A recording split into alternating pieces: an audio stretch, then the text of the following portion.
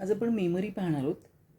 Memory ड्रॉईंगमध्ये यापूर्वी आपण पाहिलेलं आहे, फिगर काढतो आपण 4 फिगर 5 फिगर, ज्या काही आवश्यकता असेल विषयानुसार त्याप्रमाणे त्याच्या पोझिशन्स येतात, पोश्चर्स येतात. आज थोडंसं असं पाहायचं आहे की एखादं मेमरी करताना किंवा एखादं पिक्चर करताना त्याच्यामध्ये कॉम्पोजिशन नावाचा काय प्रकार असतो.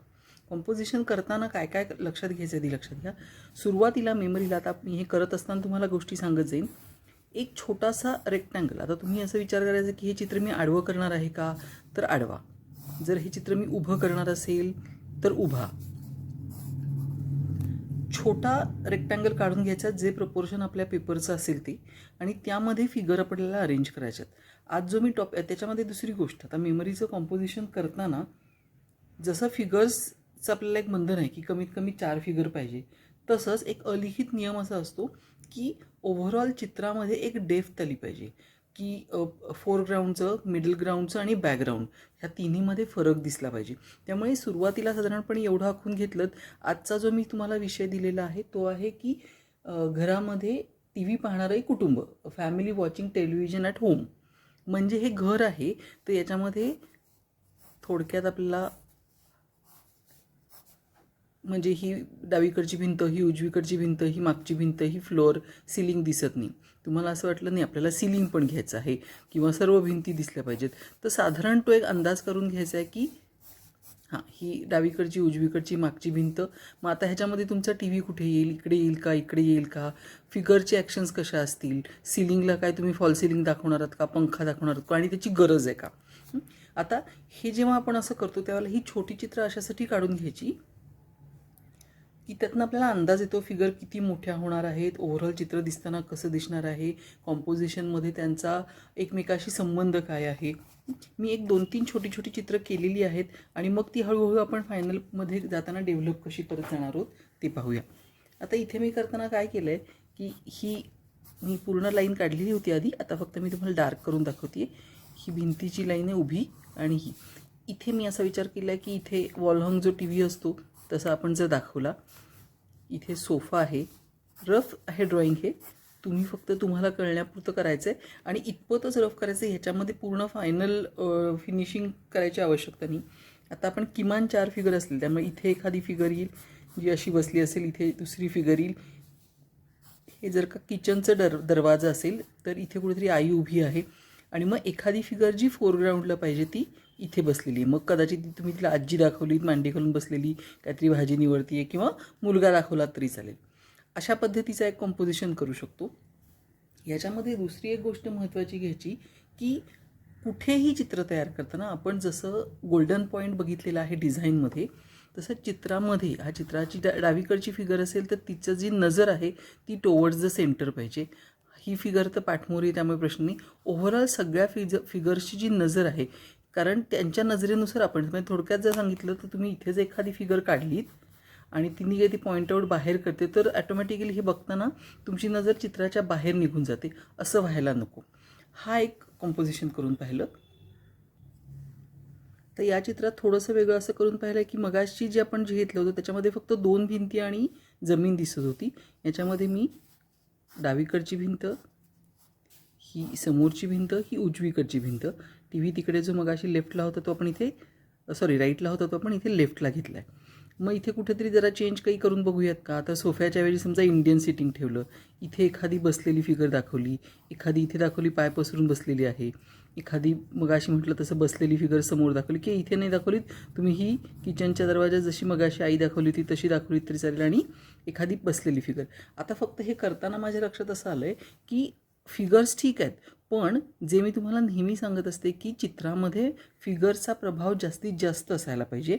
तर त्या दृष्टीने थोडंसं बघितलं तर भिंतीमध्ये खूप जागा जाते आणि ओव्हरऑल चित्र एक विस्कळीत होते. म्हणजे नजरा सगळ्यांच्या टुवर्ड्स द सेंटर आहेत, पण ओव्हरऑल चित्रामध्ये फिगर्सचं प्रमाण जरा कमी होते. मग आता मगासचं सोफा असलेलं चित्र, त्यानंतर हे आत्ता इंडियन सिटिंग असलेलं चित्र, ह्याच्यामधून कॉम्बिनेशन करून आपल्याला अजून तिसरं काही करता येतं का, तर ते पण पाहूया. आता या चित्रामध्ये थोडासा वेगळा असा विचार केला की ठीक आहे, टी व्ही हा मुख्य विषय आहे, पण आपल्याला टी व्ही बघणारं कुटुंब दाखवायचं आहे. त्यामुळे टी व्ही आपण थोडासा त्याला ऑफ सेंटर केला किंवा साईड ट्रॅक केला तरी चालणार आहे. त्यामुळे यात मी असं दाखवलं आहे की ही मागची भिंत, ही त्याची एंड लाईन, ही राईट साईडची भिंत, टी व्ही आपण पाठमोरा ठेवला. जर तुम्हाला तो स्लिक दाखवायचा असेल तर तुम्ही अजून थोडा स्लिक दाखवू शकता. मी थोडा जाड दाखवला होता. तो आपण हे डिटेल्स नंतर बघू शकतो. हे त्याचं मॅकचं पॅनल आहे, काय वायर्स गेले असतील अमुक तमुक.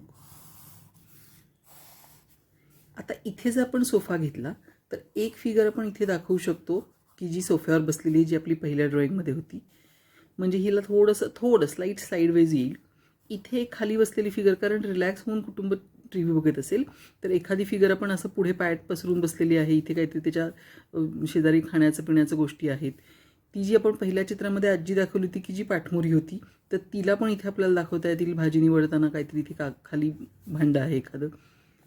वेराज बॅकग्राऊंडमध्ये ही थोडीशी डेप्थची मागे इथे पण एक फिगर दरवाजामध्ये दाखवता येईल.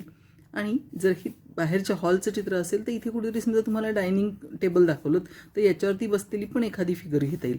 तर ह्या लेआउटमध्ये थोडंसं काय होतं, वेगवेगळी पोश्चर मिळाली. एक खाली पाय पसरून बसलेला, एक सोफ्यावर बसलेला, एखादी उभी फिगर आणि एखादी पूर्णपणे खाली मांडी घातलेली फिगर. आणि ओव्हरऑल या सगळ्यांचं लक्ष टी व्हीकडे जातं आहे.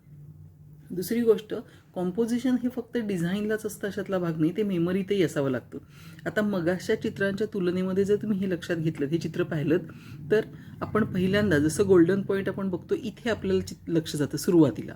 यानंतर आपण ऑटोमॅटिकली बघतो या फिगरकडे, मग पुन्हा एकदा लक्ष जातं आजीकडे, मग आपण ह्या टी व्हीचे डिटेल्स बघतो आणि पुन्हा एकदा आपलं इथून येऊन आपण बाहेर निघून जात नाही. चित्राची नजर आपली ऑटोमॅटिकली सरळ समोर जाते. म्हणजे थोडक्यात नजर आपली ह्या आयदर झेड अँगलमध्ये किंवा राऊंडमध्ये ही या चित्रामध्ये फिरत राहते. आणि चित्रामध्ये जे आपल्याला अट्रॅक्शन, समोरच्या माणसाचं लक्ष वेधून घ्यायचं आणि ते आपल्या चित्रामध्ये बाइंड करून ठेवायचं, त्याला शक्यतो बाहेर बघू द्यायचं नाही. हा जो कंपोजिशनचा पहिला नियम आहे तो थोडक्यात आपल्याला ह्याच्यामध्ये फुलफिल होताना दिसतोय. आता हा बेसिक ढाचा झाला आहे. ह्याच्यावरनं आपण ह्याचं फायनल ड्रॉईंग बघूयात की कसं करायचं, किंवा फायनल ड्रॉईंग करताना अजून याच्यामध्ये आपल्याला काही चेंजेस करता येतील का, किंवा अजून काही थोडंसं फिगर्स मोठ्या लहान करता येतील का, तर तेही पाहूया.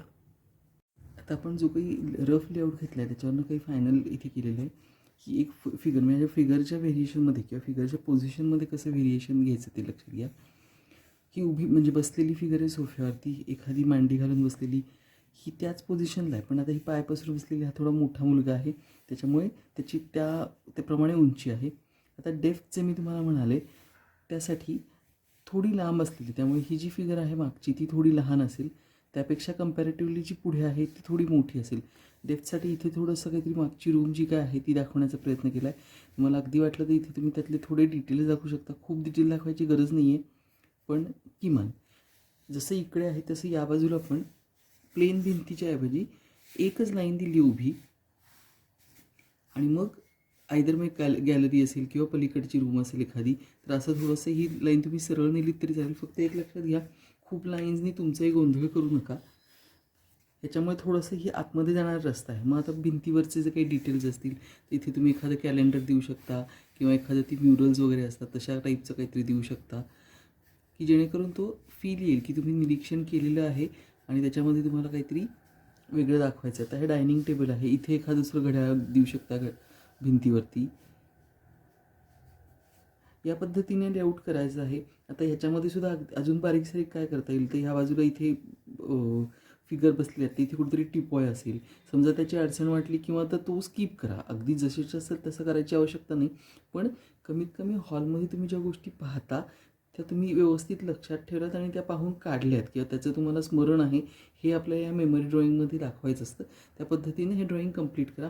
फिगरमध्ये प्रत्येकाच्या पोझिशनमध्ये वेगवेगळेपणा येऊ दे आणि सगळ्यात महत्त्वाचं चित्रात डेप्थ येऊ दे. आणि जसं मी म्हणाले आधी रफ आपण ड्रॉईंग केलं त्यावेळेला सगळ्यात आता हे सुरुवातीला चित्र बघितलं की या फिगरकडे लक्ष जातं, त्यानंतर ऑटोमॅटिकली इकडे जातं, मग या बाजूने येतं, पुन्हा या आजींकडे येऊन पुन्हा एकदा हे वरती. नजर ही जी फिरत राहते चित्रामध्ये अशा पद्धतीने फिरलं पाहिजे. कुठल्याही फिगरची दृष्टी ही चित्राच्या बाहेर जाऊ देऊ नका. तसं जर केलं तर तुमचं कंपोजिशन परफेक्ट होईल.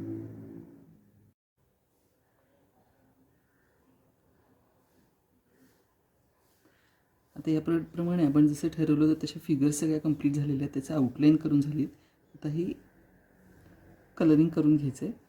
फक्त लक्षात घ्यायचं तर ह्याच्यामध्ये लाईटचा सोर्स एक कुठला तरी ठरवा. इथे आपण एक थोडंसं मगासच्या आपल्या चित्रामध्ये चेंज केला आहे. या बाजूला अजून थोडी डेप्थ देण्याचा प्रयत्न केला आहे. हा आवश्यक वाटला तर करा. ही भिंत प्लेन केली तरी चालणार आहे. प्रयत्न असा करा की ही जी प्रोसेस मी तुम्हाला दाखवली सगळी, की आपण ही जी आधीची 3 चित्र घेतली होती, ही जी रफची 3 चित्र होती आणि मग त्यातनं आपण डेव्हलप करत करत आधी सुरुवातीचं हे, मग त्यानंतर टी व्ही या बाजूला घेऊन प्रयत्न केला, मग टी व्हीला कमी महत्त्व देऊन फिगर्सला जास्त महत्त्व दिलं आपण आणि फायनल आपण हा लेआउट केला.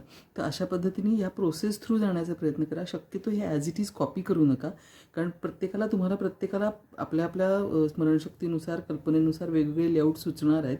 त्यामुळे आधी सगळ्यांनी 3 रफ लेआउट करून घ्या, 2-3 जे काय तुम्हाला आवश्यकता वाटतील ते, आणि मग त्यातनं डेव्हलप करून एक फायनल तुमचा लेआउट तयार करा आणि मग नेहमीप्रमाणे आपण जसं करतो तसं कलर करून घ्या.